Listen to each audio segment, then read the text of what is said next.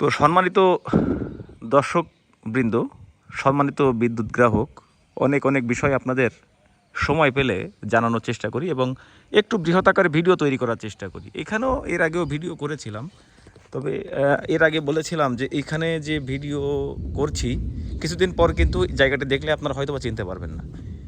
এখানে ভবন নির্মাণ হয়ে গিয়েছে। এখানে পল্লী বিদ্যুতের যে ইনডোর উপকেন্দ্র, এটি নির্মাণ কাজ এই যে প্রায় বেশ খানিকটা এগিয়ে গিয়েছে। এই যে বড় বড় বোল্ট দেখছেন, একটা স্তম্ভের পর এইখানে লাইনের যে অ্যালাইনমেন্ট লাইনের যে দিক নির্দেশনা স্টেকিং অনুযায়ী তৈরি হবে।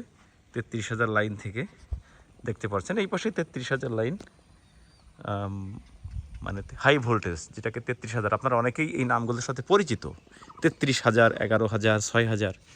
আপনারা চাকুরি না করলেও আমাদের কাছে অনেক সময় আমরা আমাদের ভাইয়েরা লাইন চেক করতে যায়, আপনারা জিজ্ঞাসা করে থাকেন, হ্যাঁ, ওনারাও জিজ্ঞাসা করে কিছু কিছু প্রচলিত কথা যেগুলোর সাথে আপনারা পরিচিত।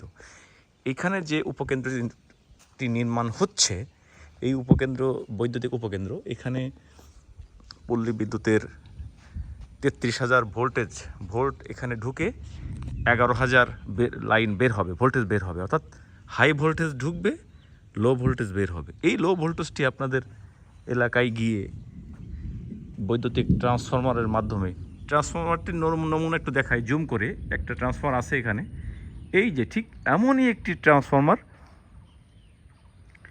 আপনাদের এলাকায় আমরা দিয়ে থাকি। এই ট্রান্সফরমারের মাধ্যমে আপনারা এই যে কালো তারের লাইন, বাসা বাড়িতে আপনারা বিদ্যুৎ ব্যবহার করেন।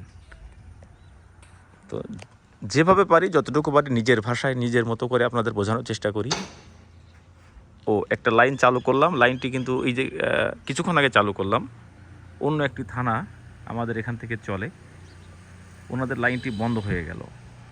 কি কারণে বন্ধ হলো? আপনারা অনেক সময় বলে থাকেন যে লাইন আমরা ইচ্ছা করে বন্ধ করি, কিন্তু না, এই যে আপনার সাথে কথা বলতে বলতে লাইন একটি বন্ধ হয়ে গেল। এখানে কিন্তু কারো হাতের সংস্পর্শ ছাড়াই বন্ধ হলো। আপনাদের ওখান থেকে ফোন আসে যে আমরা ইচ্ছা করে বন্ধ করে দিই। বুঝতেই তো পারছেন, এই যে আপনার সাথে কথা বলতে বলতে কিন্তু এই লাইনটি বন্ধ হয়ে গেল। কি কারণে বন্ধ হলো? কি কারণে বন্ধ হলো এখন আমরা ওখান থেকে ফোন দিবেন, আমরা জানবো। যদি কোনো বড় কোনো দুর্ঘটনা ঘটে থাকে, কোনো তার ছিঁড়ে থাকে, কোনো ডাল পড়ে থাকে, কারণ কিছুক্ষণ আগে কিন্তু একটা ভালো ঝড় বৃষ্টি হয়ে গেল, এখনও কিন্তু বৃষ্টি পড়ছে, যার নমুনা আপনারা একটু দেখাই। এই যে এখানে পানি জমে গেছে, এই যে এই ক্যামেরার সামনে বুঝতে পারছেন যে এখানে বৃষ্টির নমুনা। তো যাই হোক, যে প্রসঙ্গে কথা বলছিলাম, অলরেডি আমার ফোন চলে আসছে, কাজের মধ্যে থেকে একটু স্কিপ করি। এবং ডে বাই ডে এই কাজের গতি কিন্তু বেশ এগিয়ে চলেছে। এইখানে হেঁটে হেঁটে কথা বলছি, হয়তো বা পরবর্তীতে এখানে আপনারা পাথর দেখতে পাবেন। পাথর থেকে জাফলং, মাধবকুণ্ড, ওই দিক থেকে কিন্তু পাথর আনা হয়, বিভিন্ন যেখান থেকে পাথর সংগ্রহ করা হয় আর কি। পাথর এনে আমরা আমাদের এখানে নির্মাণ হবে এবং নিচে দেওয়া হবে আর কি। পাথর এর সাথে আমাদের বিদ্যুতের একটি সংজ্ঞা জড়িত আছে, গ্রাউন্ডিং, এবং এটাকে দুর্ঘটনা থেকে বাঁচা। এটা বিষয়ে আমরা পরে ভিডিও তৈরি করে আপনাদের দেখাবো বলে আশা রাখছি। তো এটা আমাদের চারদিকের বেষ্টনী, দেখতে পাচ্ছেন বেড়া যেটা বলে আর কি, দেয়াল, এর মাঝখানে দাঁড়িয়ে আমি ভিডিও তৈরি করছি। হতে পারে এই ভিডিওগুলো আপনারা অনেকে দেখেছেন এর আগে, হয়তো বা দেখেননি। বিদ্যুৎ উপকেন্দ্র তৈরির ঠিক মাঝামাঝি অবস্থান, বা আপনারা বিদ্যুতের উপকেন্দ্রে পাশ দিয়ে যান, বা মাঝে মাঝে হয়তো বা অনুমতি নিয়ে, বিশেষ অনুমতি নিয়ে আপনারা হয়তো বা কেউ আসতে পারেন।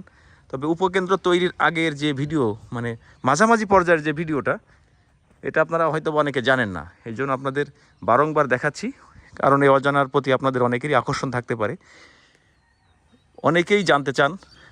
তো এগুলোর মাধ্যমে কিছুটা হলেও আপনারা ঘরে বসে মোবাইল কম্পিউটারের মাধ্যমে, ডিভাইসে ইন্টারনেট সংযোগের মাধ্যমে আপনারা এই ভিডিওটা যদি আপনাদের সামনে যায়, আপনারা অনেকটা বুঝে যাবেন যে আমরা ঘরে যে বিদ্যুৎটি ব্যবহার করছি, এই বিদ্যুৎটির মাধ্যম হয়ে কোন কোন উপকেন্দ্র বা কোন কোন সাইড দিয়ে বিদ্যুৎটি আসে।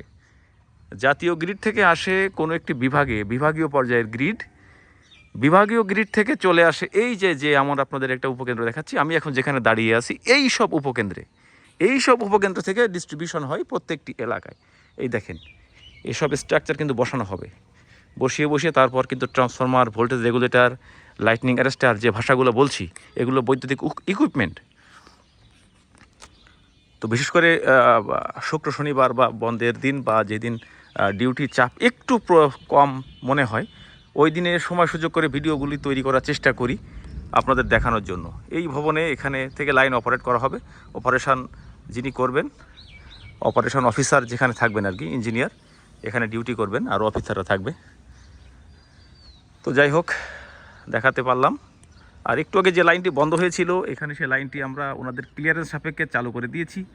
আসলে আমরা চালু করার জন্য ব্যস্ত থাকি সবসময়, এই জিনিসটা মনে রাখবেন। পল্লী বিদ্যুতের বা বিশেষ করে বিদ্যুৎ প্রতিষ্ঠান, সরকারি স্বায়ত্তশাসিত প্রতিষ্ঠানগুলোয় যারা চাকরি করেন সবসময় চান যেন বিদ্যুৎটা চালু থাকে। বিদ্যুৎ চালুর পক্ষে কিন্তু সবাই, আমরা সবাই বিদ্যুৎ চালু করার পক্ষে, বন্ধের পক্ষে নয়। এটা আপনারা হয়তোবা চেষ্টা করব আর একটু ভালোভাবে বোঝানোর জন্য। কথার মধ্যে অনেক ভুল হতে পারে, যেহেতু অনেকে ভালো করে গুছিয়ে কথা বলতে পারে, আমি হয়তোবা একটু আপনাদের কাছে নাও ভালো লাগতে পারে, তবে চেষ্টা করছি ভালো করার। এই যে ভবনগুলো দেখতে পাচ্ছেন এই ভবনের মধ্যেই ডিউটি হবে, এবং এখান থেকে ওইখান থেকে কেবল আসবে আন্ডারগ্রাউন্ডিং কেবল হয়ে এর ভিতরে গিয়ে এখানেও অনেক কিছু বসানো থাকবে। এই যে ছিদ্রগুলো দেখছেন এই ছিদ্রের ভিতর থেকে আর কি লাইনের কেবল ঢুকবে, স্ট্রাকচার বসানো থাকবে, ভিতরে এসিআর থাকবে, মানে automatic circuit breaker, VCB, ACB এগুলো থাকবে। আর এটা হচ্ছে এক্সিস্টিং সাবস্টেশন, এক্সিস্টিং উপকেন্দ্র বৈদ্যুতিক। তো এটা হচ্ছে সেই পুরাতন সাবস্টেশন যেটা এখন চলমান আছে। তো এটা নির্মাণ হয়ে গিয়েছে, মানে যেহেতু প্রায় ভবন নির্মাণ হয়ে গিয়েছে, এখন সাবস্টেশনটি সম্পূর্ণরূপে নির্মাণ হয়ে গেলে এই সাবস্টেশনটি আর থাকবে না। এটা হচ্ছে সাময়িক ব্যবস্থা ছিল, তো এটাও তখন রিমুভ হয়ে যাবে আর কি। একবারে তো মানুষ সফলভাবে সব কিছু উপস্থাপন করতে পারে না। মানুষ উপস্থাপন করতে একটা বিষয়ের উপর আলোচনা করতে সেই বিষয়টির উপর পারদর্শী হন এবং সেই বিষয়টি আপনাদের তুলে ধরতে পারেন আরও সুন্দর সাবলীলভাবে। তো সেভাবেই চেষ্টা করে যাচ্ছি আপনাদের ভালো লাগানোর এবং জানা তথ্য শেয়ার করা আপনাদের সাথে। তো আপনাদের একটি মূল্যবান কমেন্টস হতে পারে আমার পরবর্তী ভিডিও করার প্রেরণা, এবং আপনাদের জানার ইচ্ছা থেকেই এই সব কমেন্টস এবং এই সব ভিডিও এবং রিলস ভিডিও বলেন বা ছবি বা পোস্ট সব কিছুর উৎস হতে পারে আপনাদের প্রত্যেকটি কমেন্টস, এর একটি কারণ। এবং এই ভালোবাসার দৃষ্টি থেকে, এই ভালোবাসার অভিপ্রায় থেকে আমি বলছি আপনাদের নিকট অনুরোধ যে আপনারা যদি মাঝে মাঝে এই সব ভিডিওর উপরে আমাদের একটু কমেন্টস করে জানান দেন যে আপনারা আসলে মূলত কী বিষয়ে জানতে চান বিদ্যুতের। আমরা চেষ্টা করব বিদ্যুৎ চালু কেন হয়, বন্ধ কেন হয়, বিদ্যুতের সুবিধা অসুবিধা, কিভাবে বিদ্যুৎ লাইনের খুঁটি পাওয়া যায়, মিটার স্থানান্তর করতে হয় কিভাবে লাইন সরাতে হয়, ঘর নির্মাণের ক্ষেত্রে মিটার কিভাবে রাখতে হয়, সব বিষয়ে আপনাদের জানাবো ধীরে ধীরে বলে আশা রাখছি। শুধু আপনাদের একটু সাপোর্ট এবং আপনাদের নির্দিষ্ট কমেন্টসের মাধ্যমেই আমরা বহুদূর এগিয়ে যেতে পারি আপনাদের ভালোবাসায়। তো আমি কিন্তু তখন এইখানে ছিলাম, এখান থেকে চলে আসলাম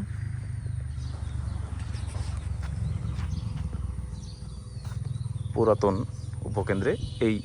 এটাই হচ্ছে আপনাদের একটি নমুনা। এই যে ওখানে যে 33,000 লাইন মানে ঢুকবে, এখানেও কিন্তু সেই 33,000 লাইন এখানে ঢুকেছে। একটি আংশিক চিত্র দেখাচ্ছি। এই লাইনটি এখান থেকে ঢুকে 33,000 হাই ভোল্টেজ, এই যে পাওয়ার ট্রান্সফরমারগুলো দেখছেন, তখন কিন্তু এতগুলো ট্রান্সফরমার থাকবে না, একটি ট্রান্সফরমার দিয়ে সব কিছু দেখানো সম্ভব হবে। এই ট্রান্সফরমারটি এমন কিছু ট্রান্সফরমার বসানো থাকবে, এই ট্রান্সফরমার থেকেই হাই ভোল্টেজ, এখানে দেখতে পাচ্ছেন এই যে 3টা তার, এখানে 3 ফেজ 33,000 ভোল্টেজ ঢুকে 11 কেভি অর্থাৎ 11,000 ভোল্টেজ বের হবে। বের হয়ে এই যে আমাদের উপকেন্দ্র, এই উপকেন্দ্রের বাসবারে আসে। সেখান থেকে এই যে এসিআর দেখতে পাচ্ছেন, তখন আর এই এসিআর থাকবে না, এর ভিতরে থাকবে সেই প্যানেল আপডেট এসিআর থাকবে। ওইগুলো পরবর্তীতে উপকেন্দ্র নির্মাণের পর ভিতর থেকে ভিডিওগুলো আপনাদের দেখানোর চেষ্টা করব। এটা তো আউটডোরে দেখাচ্ছি।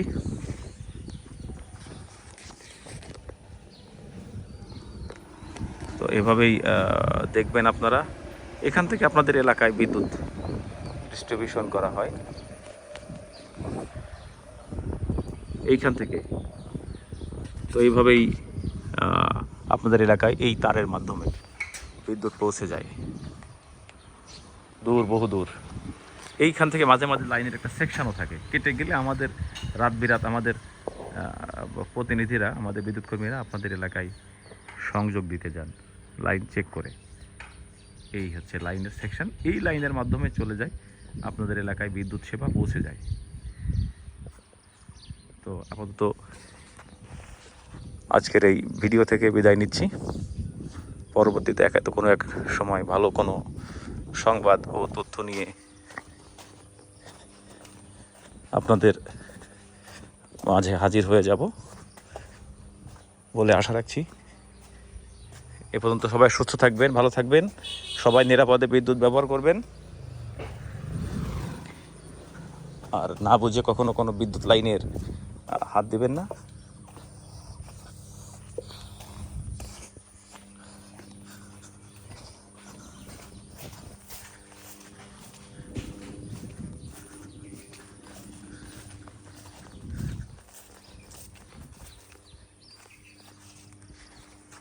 তো ধন্যবাদ। আমরা একটু কাছ থেকে দেখাচ্ছি। সকলের সার্বিক মঙ্গল কামনায় এবং বিদ্যুতের প্রতি বিশেষ দায়িত্ব, যত্নশীল এবং সতর্কতা অবলম্বন করে, বিশেষ করে প্রত্যেকের বাড়িতে ছোট বাচ্চা আছে, সেই দিকে খেয়াল রেখে অনেকে প্লাগে হাত দিতে পারে। বিদ্যুৎ লাইন প্রপারভাবে বন্ধ করে নিজেরা বুঝে, জেনে বুঝে তারপর আপনারা বিদ্যুৎ ব্যবহার করবেন বলে আশা রাখছি। ধন্যবাদ সকলকে।